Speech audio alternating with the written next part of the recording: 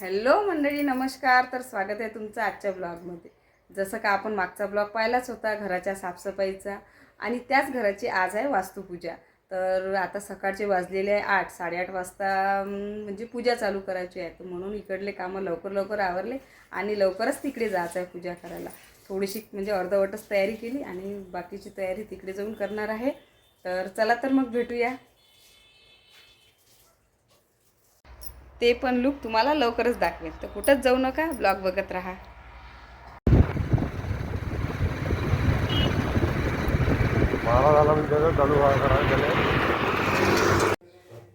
तुम्ही पाहू शकता आता मी इथं आलेली आहे आणि आता थोड्याच वेळात पूजेला सुरुवात होत आहे. महाराज पूजेची तयारी करत आहे आणि हे पूजा वगैरे कालच मांडून ठेवलेली आहे. खूप मोठी पूजा होती, तर आता थोडीशी बाकीच आहे मांडायची, तर आता थोड्या वेळात मांडते. आणि इकडे स्वयंपाकाची सुरुवात झालेली आहे.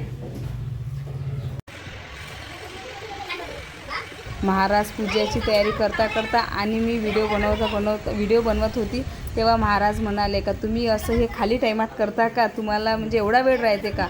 मी म्हटलं कुठं बापा खाली टायमात, कुठं वेळातला वेळ काढून मला थोडंसं व्हिडिओ बनवा लागते आणि टाका लागते फॅनसाठी. तर मग काय इकडे पूजा वगैरे झाली.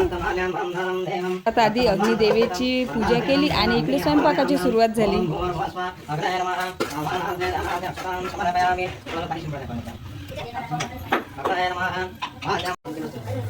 आता झाली पूजेची सुरुवात आणि या चौरंगपाटावर जेवढ्या पण पूजा मांडलेल्या आहे सगळ्या एक एक करून पूजा करायला लागते आणि 4 तास बसा लागते. माणसाच्या हाताला हात लावलो, हातही दुखत होता.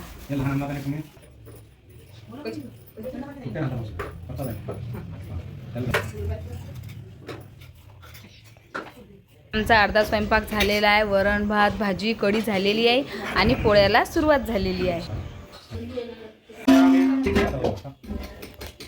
तर आमची पूजा संपतच आलेली आहे आणि एवढा वेळ बसून तर पाय कंबर म्हणजे सगळे पाठ लागलेले आहे. असं वाटते की बाहेर जाऊन थोडंसं फिरावं, आणि गरमी तर खूपच आहे बाबा, त्या दिवशी खूपच ऊन टाकली होती. आता आमची पहिली पूजा झालेली आहे. आता तयारी चालू आहे होमपूजेची. तसंच तर त्या पूजेत बसून बसून थकून गेलो आणि जे होतं नव्हतं मेकअप होतं ते उतरून गेलं. आता करतो होमपूजा. कुठंच जाऊ नका, ब्लॉग बघत राहा. माझ्या नंदीनं मला हे गिफ्ट दिलेलं आहे. आता मी त्याला खोलत आहे आणि खूप छान फोटो फ्रेम दिलेली आहे राधाकृष्णाची, आणि हे तर मस्त आहे व गिफ्ट पण मिळते आपल्याला. फोटो फ्रेम तर मला खूपच आवडली.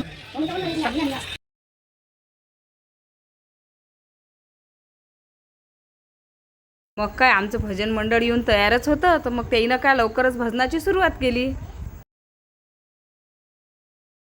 आमच्या घरच्या वास्तुपूजेतला मेनू पाहूनच तोंडाला पाणी येते ना. मला तर कढी आणि बुंदा तर खूपच आवडते.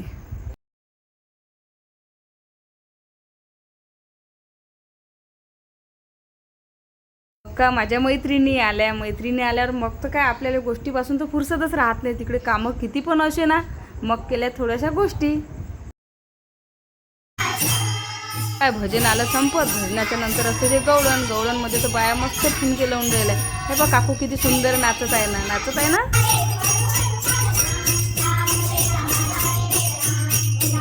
हा होता आपला आजचा वास्तूचा ब्लॉग आवडला असेल तर लाईक करा, चॅनलला फॉलो करा.